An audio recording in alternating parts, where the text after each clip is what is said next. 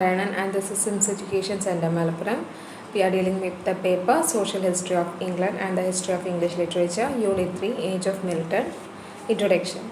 The age of Milton is dominated by the Civil War. The earlier years are marked by quarrels in 1642. The middle period lasted till the execution of Charles I in 1649, and the last period covers the establishment of the Commonwealth, the rise and the death of Cromwell, and the final restoration of monarchy in 1660. അപ്പം ഈ age of മിൽട്ടൻ്റെ age എന്ന് പറയുന്നത് എന്താ പറയുക, ഇങ്ങനെ ഒരു ആഭ്യന്തര യുദ്ധം ആധിപത്യം സ്ഥാപിച്ച ഒന്നായിരുന്നു. അതുപോലെ തന്നെ ആദ്യത്തെ വർഷങ്ങളിലൊക്കെ 1642 എന്താണ് അന്നത്തെ ആ ക്വാറൽസൊക്കെയാണ് ഉണ്ടായിരുന്നത്. പിന്നെ മിഡിൽ പീരീഡിൽ എന്താണ് ചാൾസ് ഒന്നാമൻ്റെ വധശിക്ഷ ആയിരുന്നു 1649. പിന്നെ ലാസ്റ്റ് പീരീഡ് എന്ന് പറയുന്നത് കോമൺവെൽത്തിൻ്റെ എസ്റ്റാബ്ലിഷ്മെൻറ്റ്, അതുപോലെ തന്നെ ക്രോംവെല്ലിൻ്റെ ഡെത്ത്. പിന്നെ 1660 ഈ രാജവാഴ്ചേൻ്റെ ഒരു ഫൈനൽ പുനഃസ്ഥാപിക്കൽ നടന്നത്. Literary features of the age. The reaction. During this period, there was a decline of Elizabethan standard. Poetry becomes shorter in the form of a peculiar form of lyric. There is a mature form of prose which advances in the following years. അപ്പം ഈ കാലഘട്ടത്തിൽ Elizabethan സ്റ്റാൻഡേർഡിനെ ഒരു അവഗണിച്ചിരുന്നു. പിന്നെ poetry പറയണത് വളരെ ചുരുങ്ങിയ രീതിയിൽ ഒരു ലിറിക്കിൻ്റെ ഫോമിലൊക്കെ ആയി മാറി. അതുപോലെ തന്നെ നല്ല മെച്ചുവേർഡ് ആയിട്ടുള്ള പ്രോസ് ആയിരുന്നു അന്ന് ആ വർഷങ്ങളിൽ ഉണ്ടായിരുന്നത്. The pressure of historical events. Though the Civil War was a domestic event, it divided the people into two factions. This vitality affected the literature of the time. അപ്പോൾ സിവിൽ വാർ എന്ന് പറയുന്നത് ഒരു ആഭ്യന്തര ഇവൻ്റായിട്ട് മാറിയെങ്കിൽ പോലും ആളുകൾക്കിടയിൽ 2 ഡിവിഷൻസ് ഉണ്ടായിരുന്നു. ഇത് ലിറ്ററേച്ചറിന്, ആ കാലത്തെ ലിറ്ററേച്ചറിനെ ഒരുപാട് അഫക്റ്റ് ചെയ്തിട്ടുണ്ട്. പിന്നെ പറയണത് മെറ്റാഫിസിക്കൽ പോയറ്റ്സാണ്. നമ്മൾ ഓൾറെഡി പറഞ്ഞു, ജോൺ ഡൺ, അദ്ദേഹത്തിൻ്റെ വാലിഡേഷൻ, ഫോർബിഡിംഗ്, മോർണിംഗ് കാനലൈസേഷൻ ഒക്കെ അതൊക്കെ മെറ്റാഫിസിക്കൽ പോയംസ് ആണ്.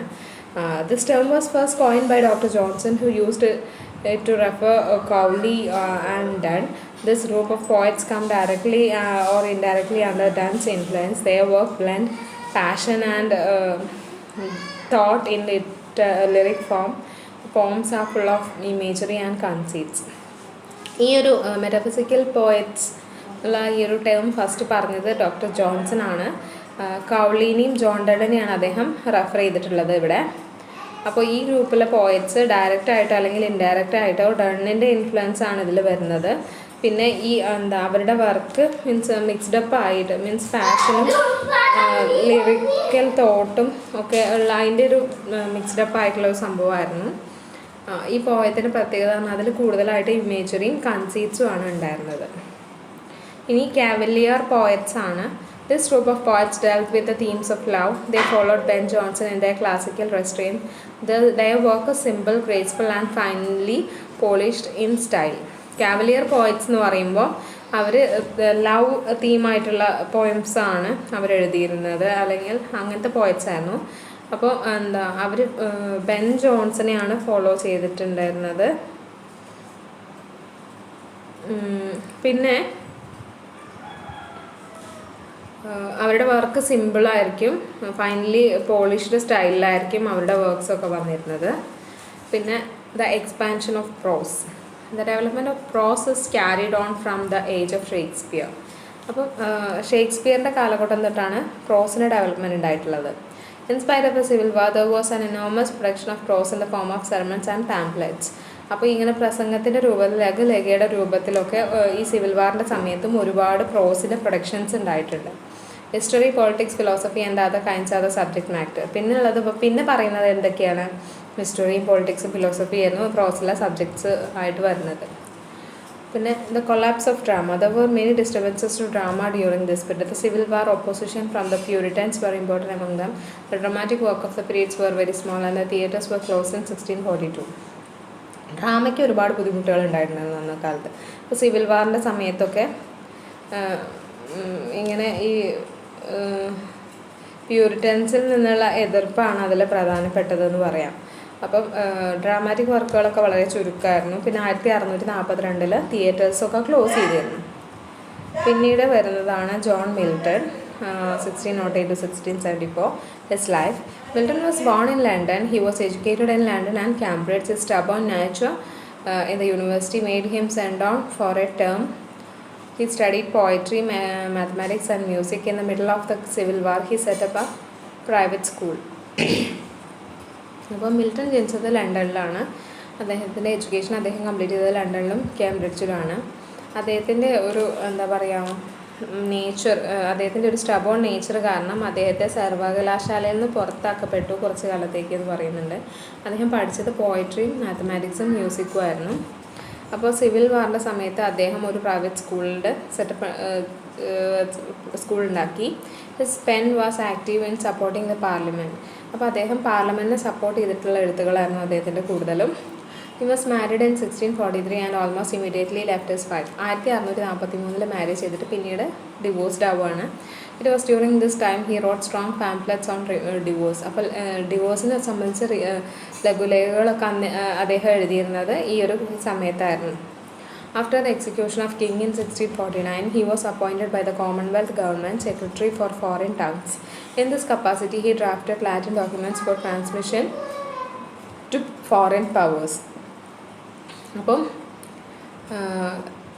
രാജാവിൻ്റെ വധശിക്ഷയ്ക്ക് ശേഷം 1649 അദ്ദേഹം കോമൺവെൽത്ത് ഗവൺമെൻറ്റിലെ സെക്രട്ടറി ഓഫ് ഫോറിൻ ടങ്സ് ആയിട്ട് എന്താ പറയുക ഫോറിൻ ടങ്സ് എന്നുള്ളത് ഒരു പദവിയിൽ അപ്പോയിൻറ്റഡ് ആയി. അപ്പോൾ ആ സമയത്താണ് അദ്ദേഹം ഇങ്ങനെ ലാറ്റിൻ ഡോക്യുമെൻറ്റ്സൊക്കെ ട്രാൻസ്മിറ്റ് ചെയ്തിരുന്നത്. He wrote many pamphlets in support of the republican cause. Republican പീപ്പിൾസിനെ സപ്പോർട്ട് ചെയ്തിട്ട് അദ്ദേഹം ഒരുപാട് ലഘുലേഖകൾ എഴുതിയിരുന്നു. And the restoration came in 1660 he become blind poor and alone. അപ്പം പിന്നീട് പുനഃസ്ഥാപനം വന്നത് 1660 ആ സമയത്ത് അദ്ദേഹം ബ്ലൈൻഡും പുവറും എലോണും ആയിരുന്നു. With little punishments he escaped from the hands of prominent round ഹെഡ്സിൻ്റെ മീൻസ് ചെറിയൊരു പണിഷ്മെൻറ്റ് കിട്ടിയിട്ട് ഉള്ളൂ അദ്ദേഹത്തിന്. റൗണ്ട് ഹെഡ്സിൻ്റെ മുന്നിൽ നിന്ന് അദ്ദേഹം എസ്കേപ്ഡായി. He retired in an obscure village in Buckinghamshire to write poetry. He died in London. അപ്പോൾ അദ്ദേഹം റിട്ടയർമെൻറ്റിന് ശേഷം ഒരു വില്ലേജിൽ ബക്കിംഗ്ഹാംഷയറിലെ ഒരു വില്ലേജിലായിരുന്നു പോയട്രി എഴുതാനായിട്ടാണ് അദ്ദേഹം അവിടെ പോയത്. പിന്നീട് അദ്ദേഹം മരിച്ചു ലണ്ടനിൽ വെച്ചിട്ട്. His pros. Milton wrote much of his prose between 1640 and 1660 when he was busy with his public affairs. He wrote 25 pamphlets, of which 21 are in English and remaining 4 in Latin. The critics of Milton's pamphlets indicated that he had not licensed the book as required by law. During the last years of his life, Milton partly completed a history of Britain. His prose style is full of violent tone, intense zeal, rich fancy, scholarship and sharp sentiments. His works in prose lack humor, proportion and restraint. Aripagetica is a good example of his prose. അപ്പോൾ അദ്ദേഹത്തിൻ്റെ പ്രോസ് Milton അദ്ദേഹത്തിൻ്റെ ഏറ്റവും പ്രോസുകളൊക്കെ എഴുതിയിരുന്നത് 1640-1660 കാലഘട്ടത്തിലായിരുന്നു. Public അഫയേഴ്സിലൊക്കെ BC ആയിരുന്ന സമയത്താണ്. അദ്ദേഹം 25 പാംപ്ലെറ്റ്സ് എഴുതിയിട്ടുണ്ട്. അതിൽ 21 ഇംഗ്ലീഷിലും ബാക്കി 4 ലാറ്റിനിലുമാണ് എഴുതിയിട്ടുള്ളത്. അപ്പോൾ മിൽട്ടൻ്റെ ലഘുലേഖകളെ ക്രിട്ടിക്സ് എന്താ പറയണത് വെച്ചാൽ അത് മീൻസ് അതെന്താണ് ലൈസൻസ്ഡ് ആയിട്ടുള്ള ബുക്സ് അല്ല, എന്നാൽ നിയമം പാലിക്കുന്ന രീതിയിലുള്ള ലൈസൻസ്ഡ് ആയിട്ടുള്ള ബുക്സ് അല്ല എന്നാണ് പറഞ്ഞിട്ടുള്ളത്. അതുപോലെ തന്നെ മിൽട്ടൻ്റെ അവസാന കാലഘട്ടത്തിലാണ് അദ്ദേഹം ബ്രിട്ടൻ്റെ ഹിസ്റ്ററി എഴുതി പൂർത്തിയാക്കിയത്. അദ്ദേഹത്തിൻ്റെ പ്രോസ് സ്റ്റൈൽ എന്ന് പറയുന്നത് മൊത്തം വയലൻ്റ് ടോണിലും അതുപോലെ തന്നെ സൂക്ഷ്മമായതും ഫാൻസിയൊക്കെ റിച്ച് ആയിട്ടുള്ള ഷാർപ്പ് സെൻറ്റിമെൻറ്റ്സും ഒക്കെയുള്ള തരത്തിലുള്ളതായിരുന്നു അദ്ദേഹത്തിൻ്റെ പ്രോസ് സ്റ്റൈൽ എന്ന് പറയുന്നത്.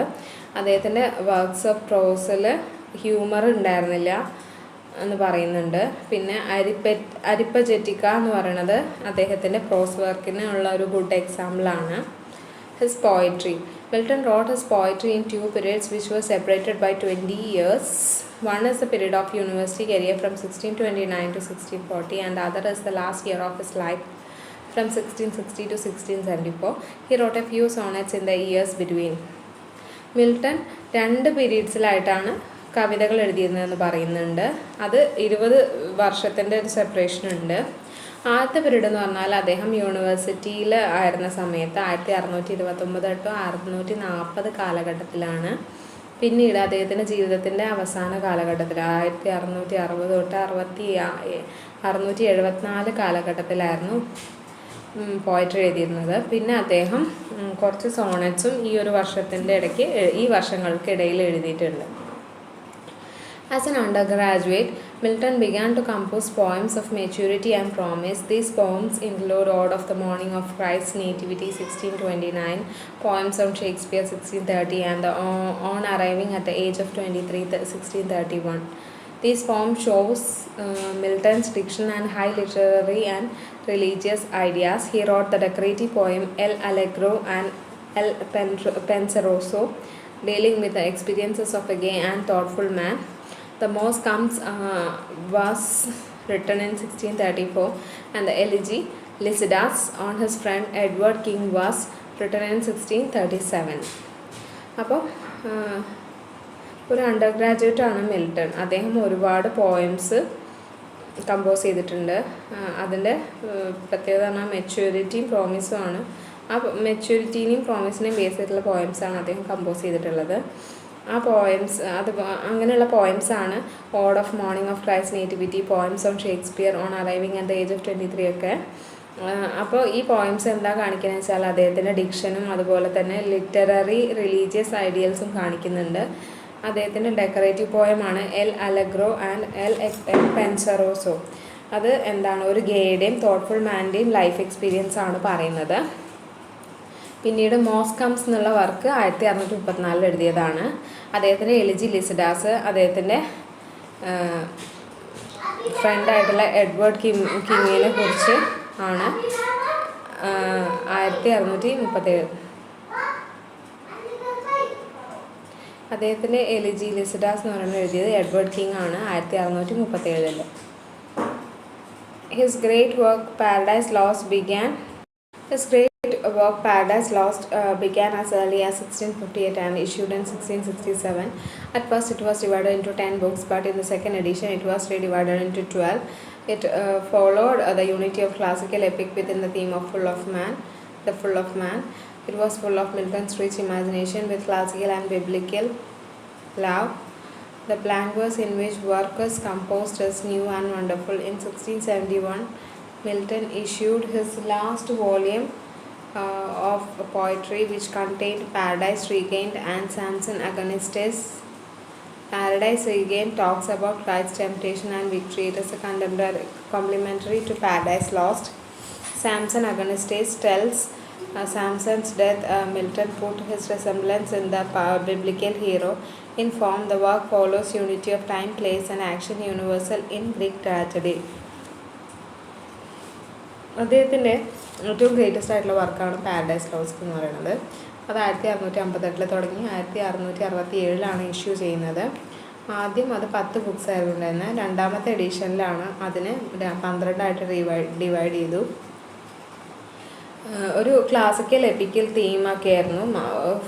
ഫുള്ളി ഒരു മാനിനെ കുറിച്ചിട്ടുള്ള കംപ്ലീറ്റ് കാര്യങ്ങൾ.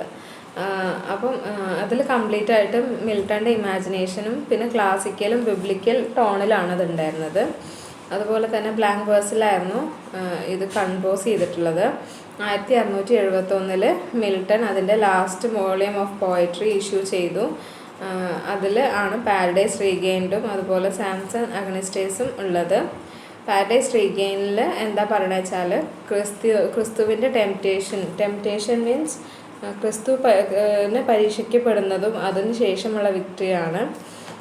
അപ്പോൾ അത് എന്താ പറയുക, ഒരു കോംപ്ലിമെൻ്ററി ആണ് പാരഡൈസ് ലോസ്റ്റിന്. അപ്പോൾ സാംസൺ അഗണിസ്റ്റ് എന്ന് പറയുന്നത് എന്താണ് വെച്ചാൽ Samson's death. Milton puts his resemblance in the biblical hero. അപ്പം ബിബ്ലിക്കൽ ഹീറോ ആയിട്ടൊരു റിസംബ്ലൻസ് മിൽട്ടൺ പറയുന്നുണ്ട്. In form, the work follows unity of time, place and action universal in Greek tragedy. അപ്പോൾ ഇതിൽ ഈ ഒരു വർക്കിൻ്റെ എന്ന് പറഞ്ഞാൽ കറക്റ്റ് യൂണിഫൈഡ് ആയിട്ടുള്ള ടൈമും പ്ലേസും ആക്ഷനും ആണ് അതിൽ നടന്നിട്ടുള്ളത്. ഇനി features of Milton's poetry. Features of Milton's poetry: the Puritan sentiment. Throughout his life, Milton was unshaken in his religious fervor. Even his enemies admit his sincerity. His religious tendency is seen in his choice of religious subjects, his moral responsibility, the fondness of preaching and lecturing, and his belief regarding the impurity of women. അപ്പം അദ്ദേഹത്തിൻ്റെ ഒരു കരിയറിൽ നമുക്ക് അദ്ദേഹത്തിന് റിലീജിയനോടുള്ള ഒരു വിശ്വാസം നമുക്ക് കാണാൻ കഴിയും. അതിനൊരു മാറ്റം ഉണ്ടായിരുന്നില്ല. അദ്ദേഹത്തിൻ്റെ എനിമീസ് വരെ അദ്ദേഹത്തിൻ്റെ ഒരു സിൻസിയറിറ്റീനെ അഡ്മിറ്റ് ചെയ്തിട്ടുണ്ട്.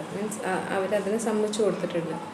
അപ്പം അദ്ദേഹത്തിൻ്റെ ഒരു റിലീജിയസ് ടെൻഡൻസി എന്ന് പറയുന്നത് റിലീജിയസ് സബ്ജക്റ്റിലുള്ള ചോയ്സ്, അതുപോലെ തന്നെ മോറൽ റെസ്പോൺസിബിലിറ്റി, പ്രീച്ചിങ്ങിൽ ഇങ്ങനെ പ്രസംഗത്തിലും ലെക്ചറിങ്ങിലും ഒക്കെയുള്ള അദ്ദേഹത്തിൻ്റെ താല്പര്യം, അദ്ദേഹത്തിൻ്റെ സ്ത്രീകൾ ഇൻഫീരിയർ എന്നുള്ള ആ ഒരു ബിലീഫ് എല്ലാം. Classical strain. Milton's bent for classics is strong which is pagan and sensuous. He was a master in English and Latin. His classical strain can be seen in the choice of classical and semi-classical forms such as epic, the great tragedy, and pastoral. His elaborate descriptions and similes, his liking for classical allusions, and the dignity of his style, precision, and care. മിൽട്ടണിന് ക്ലാസിക്സിനോട് ഒരു strong interest ഉണ്ടായിരുന്നു.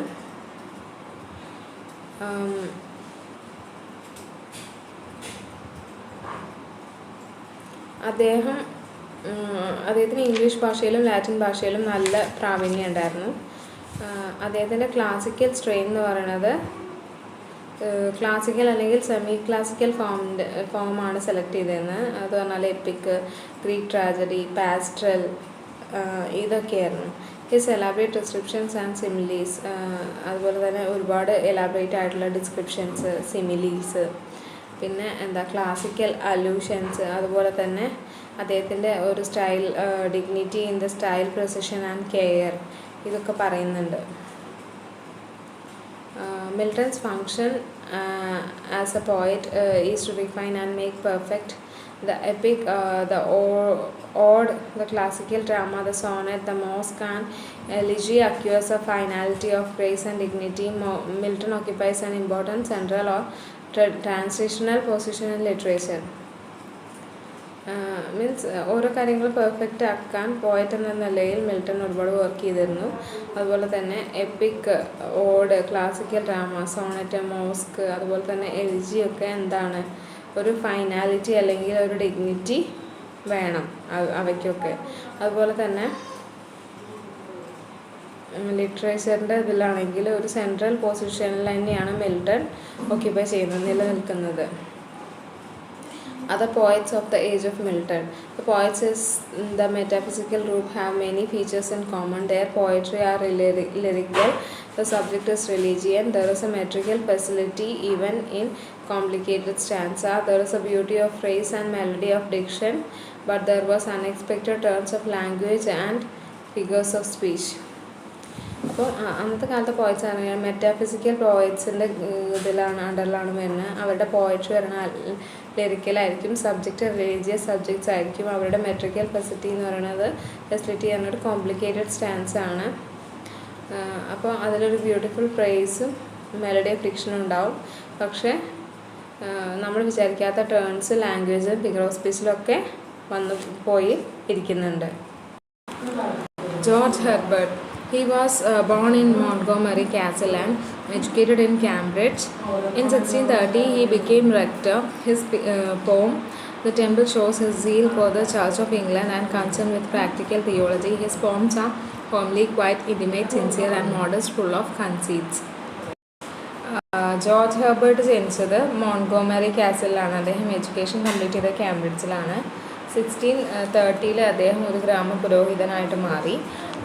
പിന്നീട് അദ്ദേഹത്തിൻ്റെ പോയമായിട്ടുള്ള temple എന്താണ് കാണിക്കുന്നത് വെച്ചാൽ അദ്ദേഹത്തിന് church of ഇംഗ്ലണ്ടിനോടുള്ള ആ ഒരു ഇൻട്രസ്റ്റ് കാണിക്കുന്നുണ്ട്. അതുപോലെ തന്നെ ദൈവശാസ്ത്രത്തിലുള്ള അദ്ദേഹത്തിൻ്റെ വിശ്വാസത്തിനെ കാണിക്കുന്നുണ്ട്. അദ്ദേഹത്തിൻ്റെ പോയംസ് പറയുന്നത് ഹോംലി ആണ്, വളരെ ക്വൈറ്റ്, ഇൻറ്റിമേറ്റ്, സിൻസിയർ ആണ്. അതുപോലെ തന്നെ നല്ല എളിമയോട് കൂടിയിട്ടുള്ള കൺസീറ്റ്സൊക്കെ മുഴുവനായിട്ട് കൺസീറ്റ്സൊക്കെയാണ് അതിൽ കാണാനായിട്ട് കഴിയുക. പിന്നെ Richard ഗ്രാഷോ. He was born in London and educated at Cambridge. His best works is A Step to the Temple, and it is It was reprinted later with valuable additions. Outwardly, Crashaw is not metaphysical. His poems reveal no complexity of mind. At the same time, he has the fondness of striking conceits of metaphysics. Richard Crashaw ജനിച്ചത് 1613 മരിച്ചത് 1649. അദ്ദേഹം ജനിച്ചത് ലണ്ടനിൽ ആണ്. Education complete ചെയ്തത് കാംബ്രിഡ്ജിലാണ്. അദ്ദേഹത്തിൻ്റെ best work എന്ന് പറയുന്നത് സ്റ്റെപ്സ് ടു ദ ടെമ്പിളും ആണ്. അത് റീപ്രിൻ്റ് ചെയ്തിട്ടുണ്ട് പിന്നീട് വേണ്ട കാര്യങ്ങളൊക്കെ ചേർത്തിട്ട്. പിന്നീട് നമ്മൾ ഇങ്ങനെ പുറമേ നിന്ന് നോക്കുകയാണെങ്കിൽ അദ്ദേഹം മെറ്റാഫിസിക്കൽ അല്ല, പക്ഷേ അദ്ദേഹത്തിൻ്റെ പോയംസ് എന്താണ് ഇങ്ങനെ മനുഷ്യ മനസ്സിൻ്റെ സങ്കീർണതകളെ കുറിച്ചൊന്നും പറയുന്നില്ല. പക്ഷേ അതേസമയം തന്നെ അദ്ദേഹത്തിൻ്റെ പോയത്തിൽ നമുക്ക് ഒരു സ്ട്രൈക്കിംഗ് കൺസീപ്റ്റ്സ് ഓഫ് മെറ്റാഫിസിക്സ് കാണാനായിട്ട് കഴിയും. അടുത്തതാണ് ഹെൻറി വോഗൻ. അദ്ദേഹം ജനിച്ചത് 1622 മരിച്ചത് 1695. He was born in Wales and educated at Oxford. He studied law and medicine. He wrote many books which include poems, Olor Iscanus, Silex Scintillans, and Thalia Rediviva. Vaughan's love poems are inferior to his religious poems. His religious fervor is imaginative, strong and beautiful. He has a regard for nature. അപ്പോൾ Henry Vaughan ജനിച്ചത് 1672 മരിച്ചത് 1695. അദ്ദേഹം വെയിൽസിലാണ് ജനിച്ചത്. ഓക്സ്ഫോർഡിലാണ് education complete ചെയ്തത്. അദ്ദേഹം ലോവും മെഡിസിനുമാണ് പഠിച്ചിട്ടുള്ളത്. അദ്ദേഹം ഒരുപാട് പോയംസ് എഴുതിയിട്ടുണ്ട്, അതുപോലെ തന്നെ ബുക്സ് എഴുതിയിട്ടുണ്ട്. അതിൽ പോയംസ് ഉൾപ്പെടും. ഒർലോ ഇസ്കാനിക്, സൈലക്സ് സ്കിൻറ്റിലാൻസ്, ടലയ റെഡേവൈവ, അതൊക്കെ അദ്ദേഹത്തിൻ്റെ വർക്ക്സാണ്. പിന്നെ അദ്ദേഹത്തിൻ്റെ ലവ് പോയംസ് എന്ന് പറയുന്നത് ഇൻഫീരിയർ ആണ്, വളരെ അത്ര റിലീജിയസ് പോയത്തിൻ്റെ അത്ര വാല്യുബിൾ അല്ലാതെ. പിന്നെ അദ്ദേഹത്തിൻ്റെ റിലീജിയനോടുള്ളൊരു തീക്ഷ്ണമായിട്ടുള്ള ഒരിത് എന്താണ് ഇമാജിനേറ്റീവും സ്ട്രോങ്ങും ബ്യൂട്ടിഫുള്ളായിരുന്നു. അദ്ദേഹത്തിന് നേച്ചറിനോടൊരു പ്രത്യേക ഇഷ്ടമുണ്ടായിരുന്നു. ഇനി Thomas കാരോ. Thomas Caro. He was born in Kent and educated at Oxford. He studied law.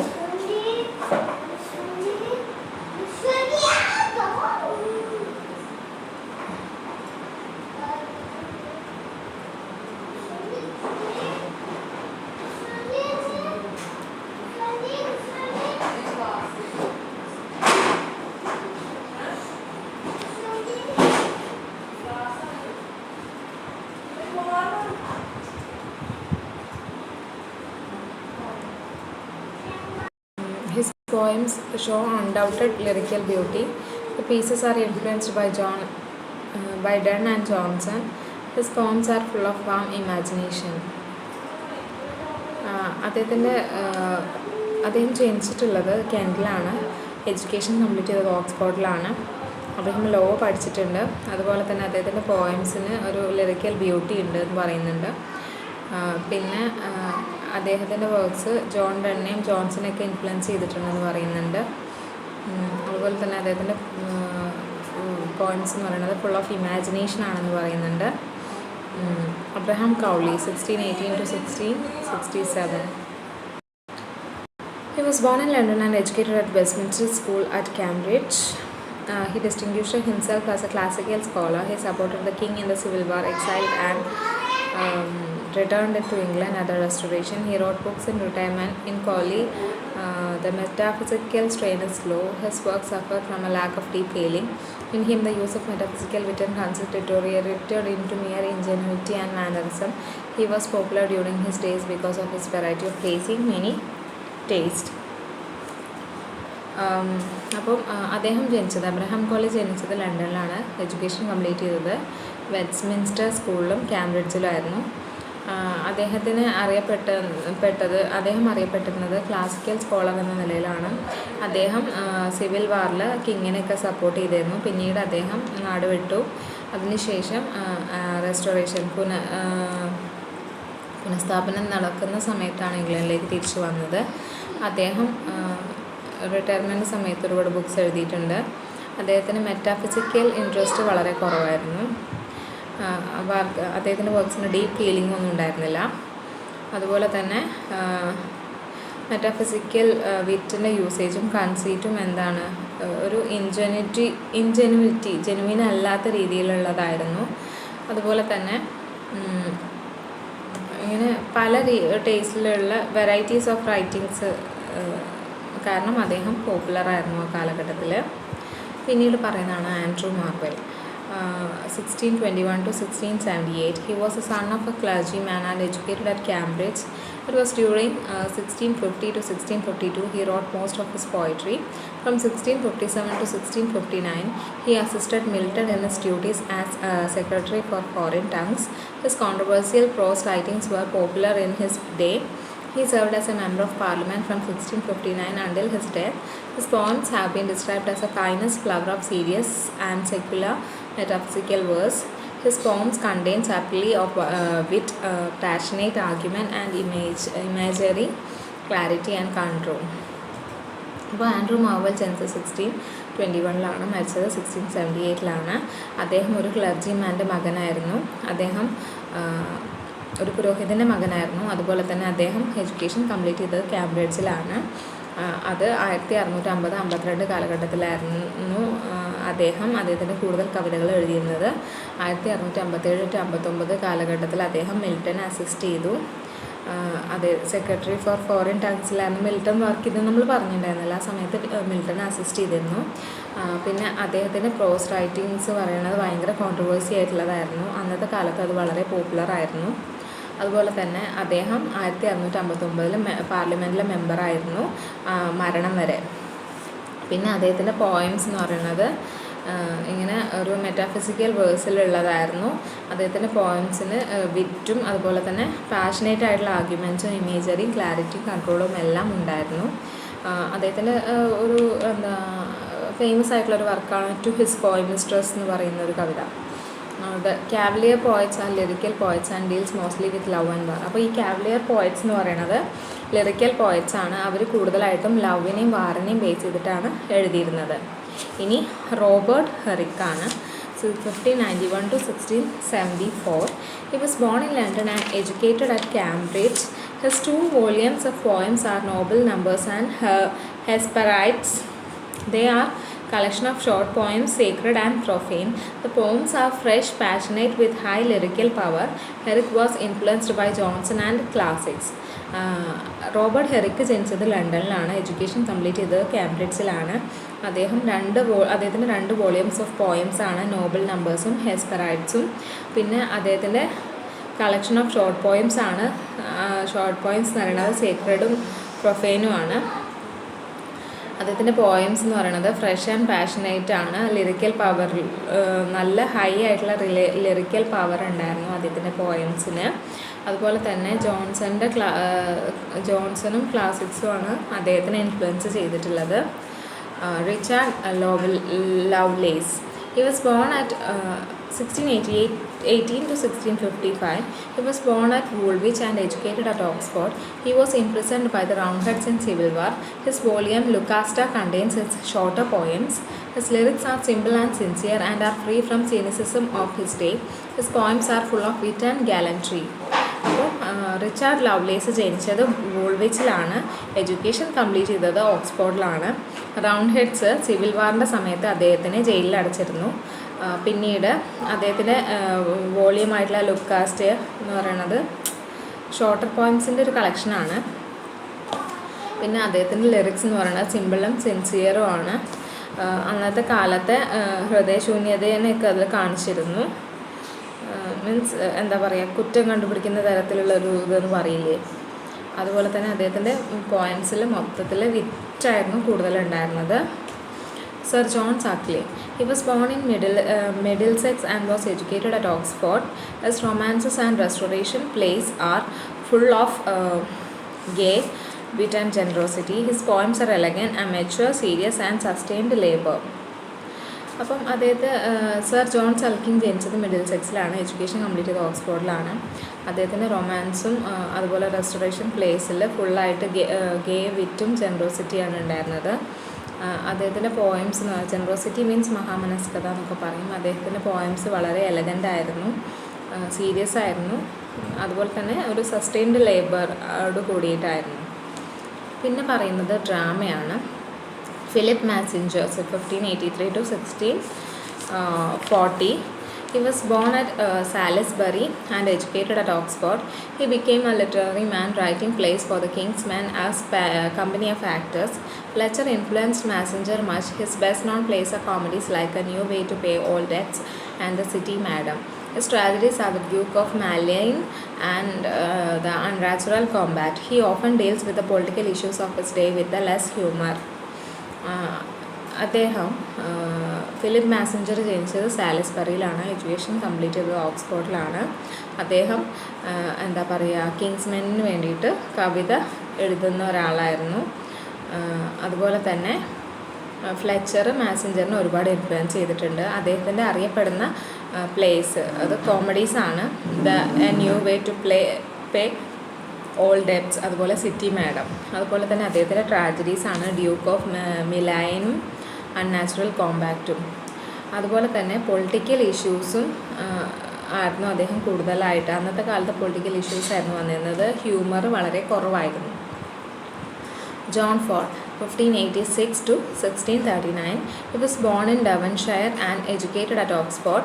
He produced chiefly tragedies both on his own and in collaboration with other playwrights. His plays are unequal in quality. They have real tragic force with his literary aims. Some of his plays are The Broken Heart, It is Pity She is a War, Perkin Warbeck, The Witch of Edmonton, Love Sacrifice, etc. John Ford ജനിച്ചത് ഡെവൺഷയറിലാണ്. Education complete ചെയ്തത് ഓക്സ്ഫോർഡിലാണ്. അദ്ദേഹം കൂടുതലായിട്ട് ട്രാജഡീസാണ് എഴുതിയിട്ടുള്ളത്. സ്വയം എഴുതിയിട്ടുണ്ട്. അതുപോലെ തന്നെ മറ്റു റൈറ്റേഴ്സായിട്ട് കൊളാബറേറ്റ് ചെയ്തിട്ടും അദ്ദേഹം ട്രാജഡീസ് എഴുതിയിട്ടുണ്ട്. അദ്ദേഹത്തിൻ്റെ പ്ലേസ് എന്ന് പറയുന്നത് അതിന് തുല്യമായിട്ടുള്ള ക്വാളിറ്റിയിലുള്ള വേറെ ഇല്ല എന്ന് പറയുന്നുണ്ട്. അദ്ദേഹത്തിന് ഒരു റിയൽ ട്രാജിക് ഫോഴ്സ് ഉണ്ടായിരുന്നു.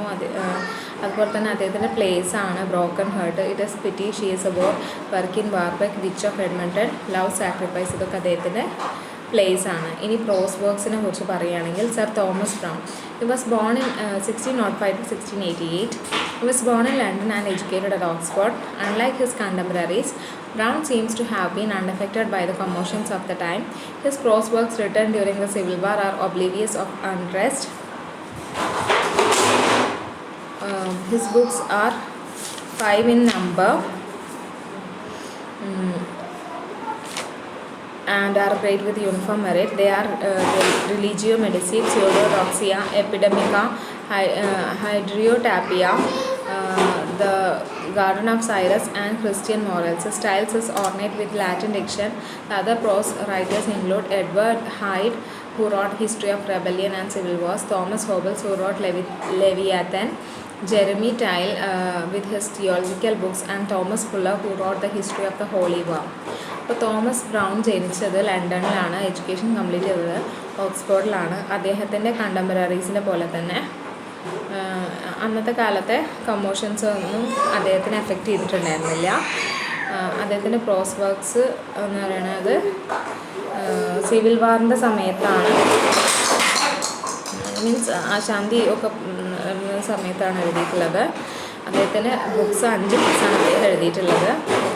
കൂടുതൽ ആയിട്ട് അറിയപ്പെടുന്നത് റിലിജിയോ മെഡിസി, സ്യൂഡോഡോക്സിയ, എപ്പിഡമിക്ക, ഹൈഡ്രിയോടാപ്പിയ, അതുപോലെ തന്നെ ഗാർഡൻ ഓഫ് സൈറസും ക്രിസ്ത്യൻ മോറൽസും. ഒരു ലാറ്റിൻ ഡിക്ഷനിലായിരുന്നു അദ്ദേഹം എഴുതിയിരുന്നത്. അതുപോലെ തന്നെ മറ്റുള്ള പ്രോസ് റൈറ്റേഴ്സ് ആയിരുന്നു എഡ്വേർഡ് ഹൈഡ്, അദ്ദേഹം എഴുതിയതാണ് സിവിൽ വാറിൻ്റെ ഹിസ്റ്ററി എഴുതിയിട്ടുള്ളത്. തോമസ് ഹോബ്സ് ആണ് ലെവിയത്തൻ എഴുതിയിട്ടുള്ളത്. ജെറിമി ടൈലറാണ് തിയോളജിക്കൽ ബുക്സ് എഴുതിയിരുന്നത്. തോമസ് ഫുള്ളറാണ് history of the holy war എഴുതിയിട്ടുള്ളത്. The development of literary forms and styles. Poetry. The period was a peculiar kind with themes of love and religion. The epic is unturned in a grand manner. In this age, there is a perfection of irregular ode. During this period, the Pindaric ode appeared. The descriptive and narrative poetry had its due in this period. അപ്പോൾ അന്നത്തെ കാലത്തെ poetry എന്ന് പറയുന്നത് ഒരേപോലത്തെ themes, love, religion തീംസൊക്കെ വരുന്ന രീതിയിലുള്ള poetry ആയിരുന്നു. പിന്നെ എപ്പിക് എന്ന് പറയുന്നത് ഒരു ഗ്രാൻഡ് മാനറിലാണ്. പിന്നെ ഒരു ഇറഗുലർ ഓഡിനൊരു പെർഫെക്ഷൻ ഉണ്ടായിരുന്നു. ആ സമയത്താണ് പിൻഡാറിക് ഓഡൊക്കെ വന്നത്. പിന്നെ അപ്പോൾ അതേ സമയത്ത് തന്നെയാണ് ഡിസ്ക്രിപ്റ്റീവ് നെറേറ്റീവ് പോയട്രിയും വന്നിട്ടുള്ളത്. പിന്നെ ഡ്രാമയെ കുറിച്ച് പറയുകയാണെങ്കിൽ the decline and temporary collapse of drama was sustained by the plays of Massinger James Shirley who wrote some pleasing comedies. അപ്പം ആ സമയത്ത് ഡ്രാമയുടെ ഒരു കൊളാപ്സ് നടന്നിട്ടുണ്ടെന്ന് പറയുന്നുണ്ട്. ഈ മാസഞ്ചറിൻ്റെ പ്ലേസൊക്കെ ആണ് സസ്റ്റെയിൻ ചെയ്തിട്ടുള്ളത്. അതുപോലെ തന്നെ ജെയിംസ് ഷേർലി കുറച്ച് പ്ലേസിംഗ് കോമഡീസ് എഴുതിയിട്ടുണ്ട്. പിന്നീട് പ്രോസിനെ കുറിച്ച് പറയുകയാണെങ്കിൽ the period was rich in prose of their kinds except narrative prose. This age has been called as a golden age of English pulpit. There was great flow of sermon writing. On the other side, Sir Thomas Browne wrote philosophical works. Clarinda Fuller wrote historical works. അപ്പോൾ ഈ ഒരു period എന്ന് പറയുന്നത് narrative പ്രോസ് അല്ലാത്ത പ്രോസുകളൊക്കെ ആ കാലത്ത് ഒരുപാട് വന്നിരുന്നു. ആ സമയത്ത് പറയുന്നത് ഗോൾഡൻ ഏജ് ഓഫ് ഇംഗ്ലീഷ് പൾപിറ്റ് എന്നാണ്. അങ്ങനെ പ്രസംഗവേദിയുടെ ഗോൾഡൻ ഏജ് എന്ന് പറയുന്നത് ആ കാലഘട്ടമാണ്. അന്നത്തെ കാലത്ത് കൂടുതലും പ്രസംഗങ്ങളാണ് എഴുതിയിരുന്നത്.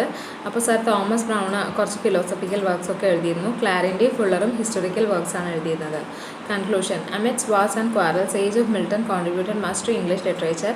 In particular, Milton's works and metaphysical poets made the age noteworthy in the realm of literature. അപ്പോൾ ഈ ക്വാറൽസും വാൾസും ഒക്കെ ഒഴിവാക്കി കഴിഞ്ഞാൽ മിൽട്ടൻ്റെ ഏജ് എന്ന് പറയുന്നത് ഇംഗ്ലീഷ് ലിറ്ററേച്ചറിന് ഒരുപാട് കോൺട്രിബ്യൂഷൻസ് കൊടുത്തിട്ടുണ്ട്. മിൽട്ടൻ്റെ വർക്കുകളും അതുപോലെ തന്നെ മെറ്റാഫിസിക്കൽ പോയറ്റ്സും മീൻസ് ആ കാലഘട്ടത്തിൽ ലിറ്ററേച്ചറിൽ നോട്ട് വർത്തി ആയിട്ടുള്ള ഒന്നായിട്ട് നമുക്ക് പറയാം. Okay, this is over. Thank you.